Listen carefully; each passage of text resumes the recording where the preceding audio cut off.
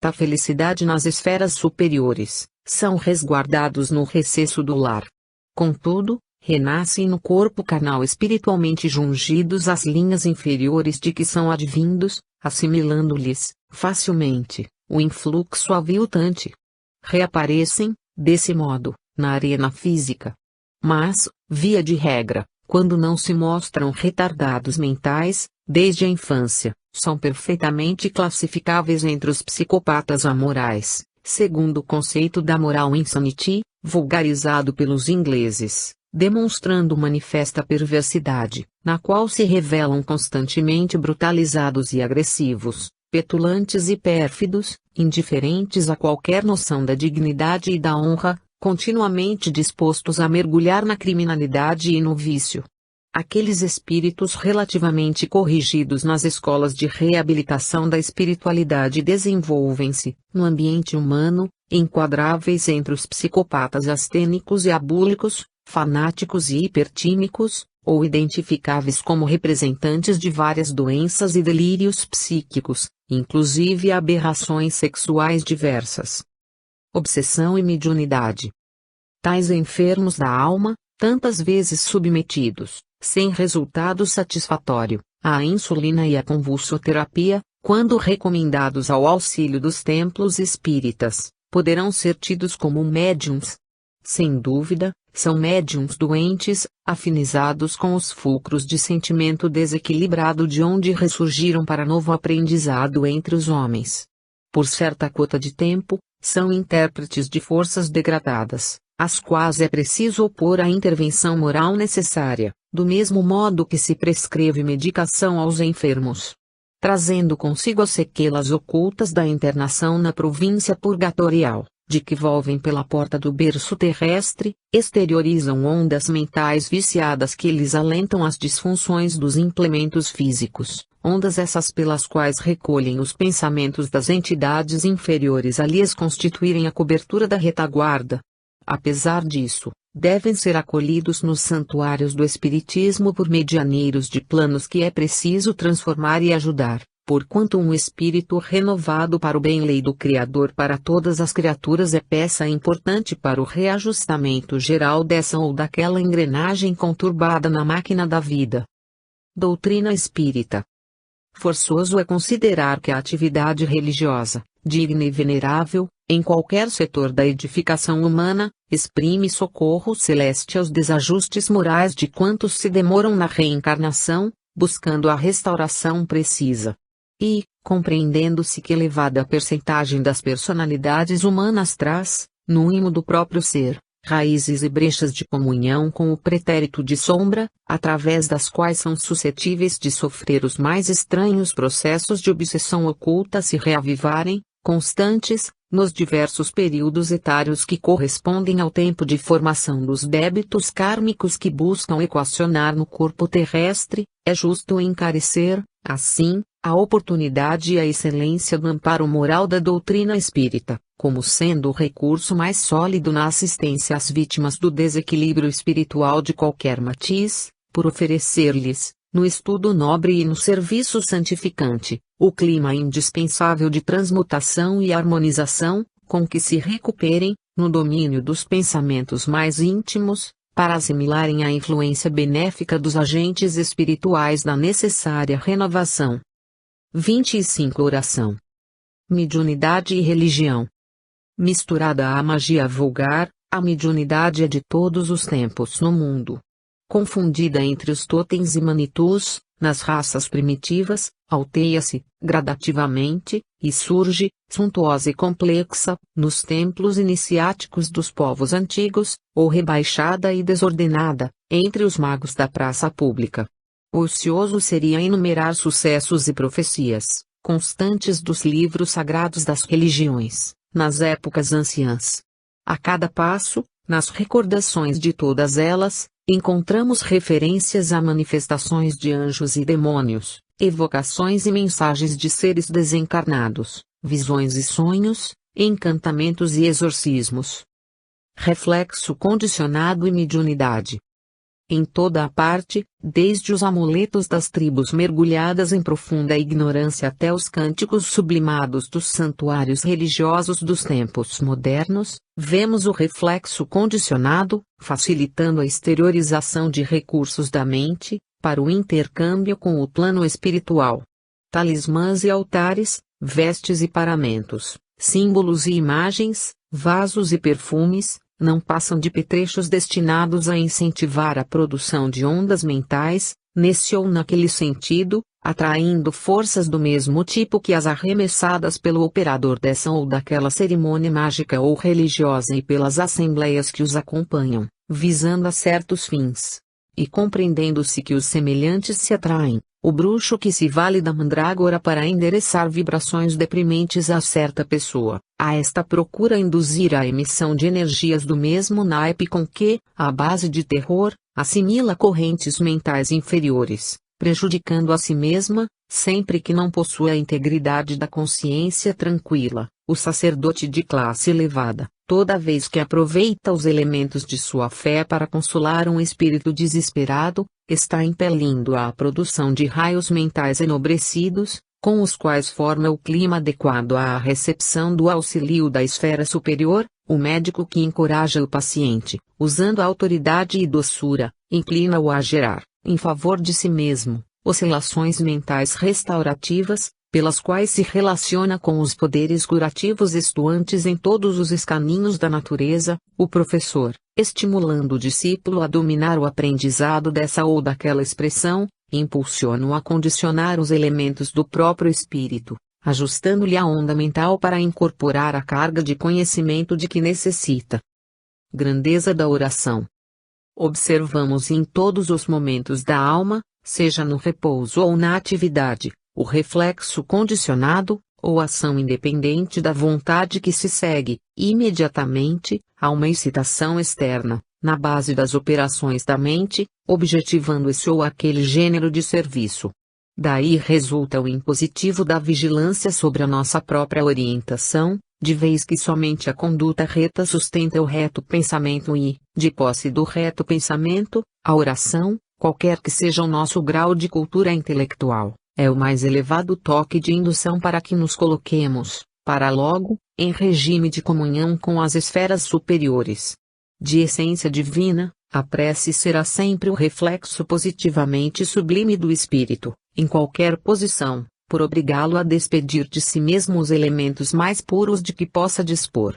No reconhecimento ou na petição, na diligência ou no êxtase, na alegria ou na dor, na tranquilidade ou na aflição, ei-la exteriorizando a consciência que a formula, em efusões indescritíveis, sobre as quais as ondulações do céu corrigem o magnetismo torturado da criatura, insulada no sofrimento educativo da terra, recompondo-lhe as faculdades profundas. A mente centralizada na oração pode ser comparada a uma flor estelar, aberta ante o infinito, absorvendo-lhe o orvalho nutriente de vida e luz. Aliada à higiene do espírito, a prece representa o comutador das correntes mentais, arrojando-as à sublimação. Equilíbrio e prece. É indispensável compreender que a inteligência encarnada conta com múltiplos meios de preservar o corpo físico em que se demora.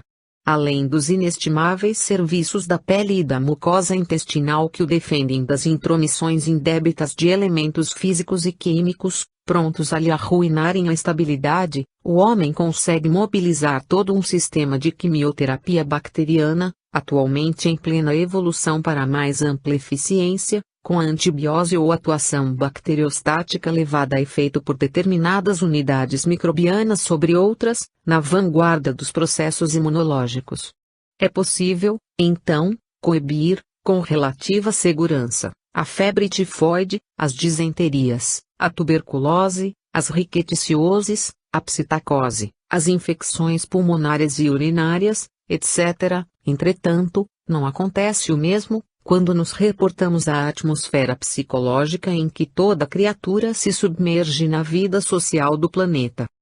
Visto à distância, o homem, na arena carnal, pode ser comparado a um viajor na selva de pensamentos heterogêneos, aprendendo, por intermédio de rudes exercícios, a encontrar o seu próprio caminho de libertação e de ascese. Mentalmente exposto a todas as influências psíquicas, é imperioso seduqui para governar os próprios impulsos, aperfeiçoando-se moral e intelectualmente, para que se lhe aprimorem as projeções. No que tange à saúde e manutenção do corpo e no que se refere à aquisição de conhecimentos, utiliza consulta a médicos e nutricionistas, professores e orientadores diversos. É natural, dessa forma, se vale da prece para angariar a inspiração de que precisa, a fim de afinizar-se com as diretrizes superiores.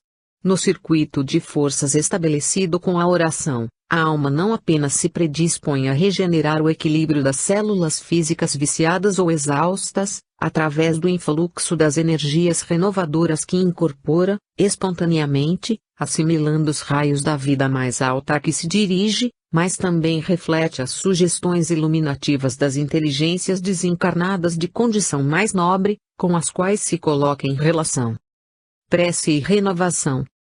Na floresta mental em que avança, o homem frequentemente se vê defrontado por vibrações subalternas que o golpeiam de rijo, compelindo-o à fadiga e à irritação, sejam elas provenientes de ondas enfermiças, partidas dos desencarnados em posição de angústia e que lhe partilham o clima psíquico, ou de oscilações desorientadas dos próprios companheiros terrestres desequilibrados a lhe respirarem o ambiente.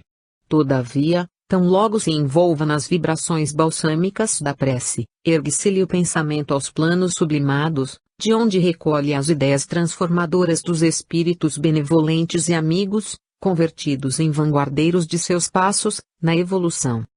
Orar constitui a fórmula básica da renovação íntima, pela qual o divino entendimento desce do coração da vida para a vida do coração. Semelhante atitude da alma, porém, não deve, em tempo algum, resumir-se a simplesmente pedir algo ao suprimento divino, mas pedir, acima de tudo, a compreensão quanto ao plano da sabedoria infinita, traçado para o seu próprio aperfeiçoamento, de maneira a aproveitar o ensejo de trabalho e serviço no bem de todos, que venha a ser o bem de si mesma. Mediunidade e prece. A mediunidade, na ordem superior da vida, esteve sempre associada à oração, para converter-se no instrumento da obra iluminativa do mundo.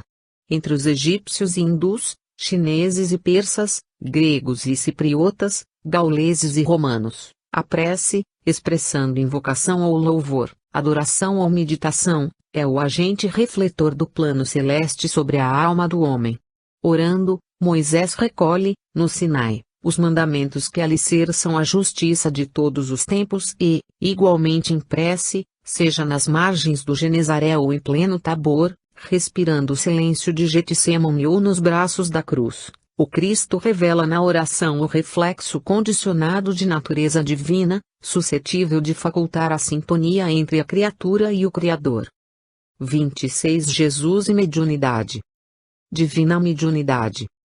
Em nos reportando a qualquer estudo da mediunidade, não podemos olvidar que, em Jesus, ela assume todas as características de exaltação divina. Desde a chegada do excelso benfeitor ao planeta, observasse-lhe o pensamento sublime penetrando o pensamento da humanidade. Dir-se-ia que no estábulo se reúnem pedras e arbustos, animais e criaturas humanas, representando os diversos reinos da evolução terrestre, para receber-lhe o primeiro toque mental de aprimoramento e beleza. Casam-se os hinos singelos dos pastores aos cânticos de amor nas vozes dos mensageiros espirituais, saudando aquele que vinha libertar as nações, não na forma social que sempre lhes será vestimenta às necessidades de ordem coletiva, mas no hádito das almas, em função da vida eterna. Antes dele, grandes comandantes da ideia haviam pisado o chão do mundo, influenciando multidões. Guerreiros e políticos, filósofos e profetas alinhavam-se na memória popular, recordados como disciplinadores e heróis, mas todos desfilaram com exércitos e fórmulas, enunciados e avisos, em que se misturam retidão e parcialidade, sombra e luz. Ele chega sem qualquer prestígio de autoridade humana, mas, com a sua magnitude moral, imprime novos rumos à vida, por dirigir-se, acima de tudo, ao espírito, em todos os climas da Terra, transmitindo as ondas mentais das esferas superiores de que procede, transita entre as criaturas, despertando-lhes as energias para a vida maior, como que a tanger-lhes as fibras recônditas, de maneira a harmonizá-las com a sinfonia universal do bem eterno. Médiuns preparadores. Para recepcionar o influxo mental de Jesus, o Evangelho nos dá notícias de uma pequena congregação de médiuns, a afeição de transformadores elétricos conjugados, para acolher-lhe a força e armazená-la, de princípio, antes que se lhe pudessem canalizar os recursos. E longe de anotarmos aí a presença de qualquer instrumento psíquico menos seguro do ponto de vista moral, encontramos importante núcleo de medianeiros, desassombrados na confiança e corretos na diretriz. Informamo-nos, assim, nos apontamentos da Boa Nova, de que Zacarias e Isabel, os pais de João Batista, precursor do médium divino, eram ambos justos perante Deus, andando sem repreensão, em todos os mandamentos e preceitos do Senhor, que Maria, a jovem simples de Nazaré, que acolheria o embaixador celeste nos braços maternais, se achava em posição de louvor diante do Eterno Pai, que José da Galileia, o varão que o tomaria sob paternal tutela, era justo, que Simeão, o amigo abnegado que o aguardou em prece, durante longo tempo, era justo e obediente a Deus, e que Ana, a viúva que o esperou em oração, no templo de Jerusalém, por vários lustros, vivia servindo a Deus. Nesse grupo de médiuns admiráveis, não apenas pelas percepções avançadas que os situavam em contacto com os emissários celestes, mas também pela conduta irrepreensível de que forneciam testemunho, surpreendemos o circuito de forças a que se ajustou a onda mental do Cristo, para daí expandir-se na renovação do mundo. Efeitos físicos. Cedo começa para um mestre divino, erguido à posição de médium de Deus, o apostolado excelso em que lhe caberia carrear as noções da vida imperecível para a existência na terra. Aos 12 anos, assenta-se entre os doutores de Israel, ouvindo-os e interrogando-os, a provocar admiração pelos conceitos que expendia e a entremostrar a sua condição de intermediário entre culturas diferentes. Iniciando a tarefa pública, na exteriorização de energias sublimes, encontramo-lo em Caná da Galileia, oferecendo notável demonstração de efeitos físicos, com ação à distância sobre a matéria, em transformando a água em vinho. Mas, o acontecimento não permanece circunscrito ao âmbito doméstico, porquanto, evidenciando a extensão dos seus poderes, associados ao concurso dos mensageiros espirituais que, de ordinário, lhe obedeciam às ordens e sugestões, nós o encontramos, de outra feita, a multiplicar pães e peixes, no topo do monte, para saciar a fome da turba inquieta que lhe ouvia os ensinamentos, e a tranquilizar a natureza em desvario, quando os discípulos assustados lhe pedem socorro, diante da tormenta. Ainda no campo da fenomenologia física ou metapsíquica objetiva, identificamo-lo em plena levitação, caminhando sobre as águas, e em prodigiosa ocorrência de materialização ou ectoplasmia, quando se põe a conversar, diante dos aprendizes, com dois varões desencarnados que, positivamente, apareceram glorificados, a lhe falarem de acontecimentos próximos. Em Jerusalém, no templo, desaparece de chofre, desmaterializando-se, ante a expectação geral, e, na mesma cidade, perante a multidão, produz-se a voz direta, em que bênçãos divinas lhe assinalam a rota. Em cada acontecimento, sentimos-lo a governar a matéria, dissociando-lhe os agentes e reintegrando-os à vontade, com a colaboração dos servidores espirituais que lhe assessoram o ministério de luz. Efeitos intelectuais. No capítulo dos efeitos intelectuais ou, se quisermos, nas provas da metapsíquica subjetiva, que reconhece a inteligência humana como possuidora de outras vias de conhecimento, além daquelas que se constituem dos sentidos normais, reconhecemos Jesus nos mais altos testemunhos. A distância da sociedade hierosolimita, vaticina os sucessos amargos que culminariam com a sua morte na cruz. utilizando a clarividência que lhe era peculiar, antevê Simão Pedro cercado de personalidades inferiores da esfera extrafísica, e avisa-o quanto ao perigo que isso representa para a fraqueza do apóstolo. Nas últimas instruções, ao pé dos amigos, confirmando a profunda lucidez que lhe caracterizava as apreciações percussientes, demonstra conhecer a perturbação consciencial de Judas, a despeito das dúvidas que a ponderação suscita entre os ouvintes. Nas preces de Getsemane, aliando clarividência e clareaudiência, conversa com um mensageiro espiritual que o reconforta. Mediunidade curativa. No que se refere aos poderes curativos, temo-los em Jesus nas mais altas afirmações de grandeza. Cercam-no doentes de variada expressão.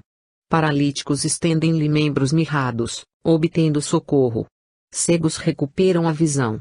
Ulcerados mostram-se limpos. Alienados mentais, notadamente obsidiados diversos, recobram o equilíbrio.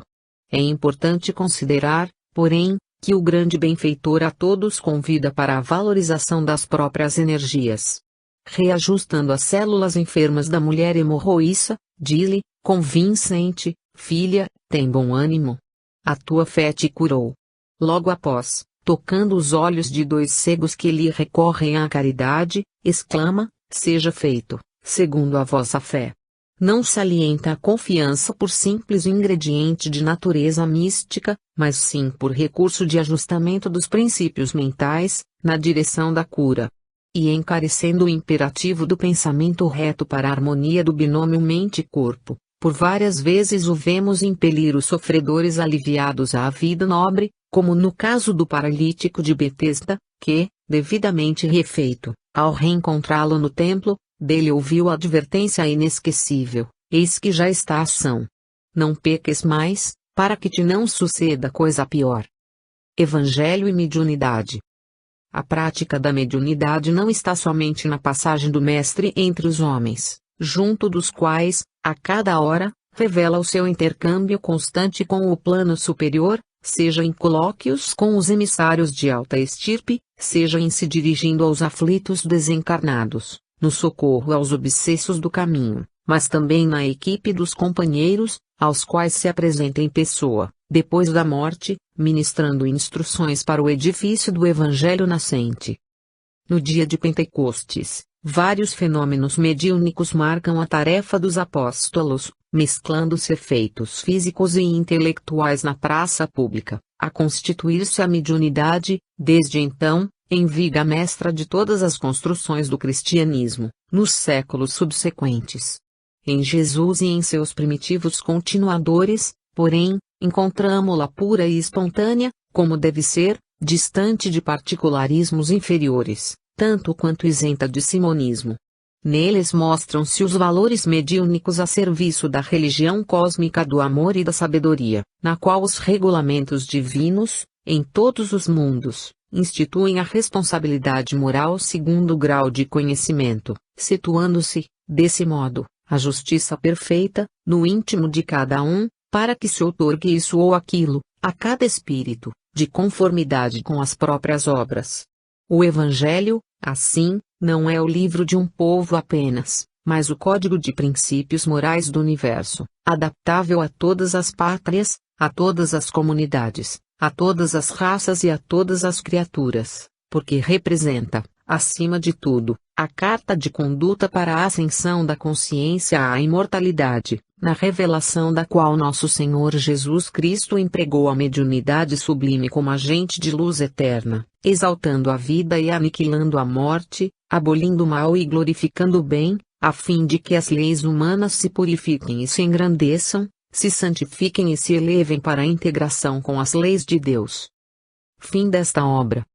Compartilhe este livro, faça um mundo melhor. A Lei dos Direitos Autorais ampara o acesso ao livro para pessoas com deficiência visual.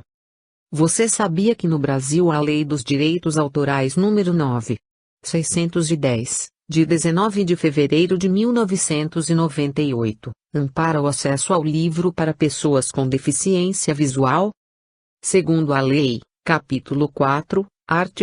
46, item I, letra D, não constitui ofensa aos direitos autorais a reprodução de obras literárias, artísticas ou científicas, para uso exclusivo de deficientes visuais, sempre que a reprodução, sem fins comerciais, seja feita mediante o sistema Braille ou outro procedimento em qualquer suporte para esses destinatários.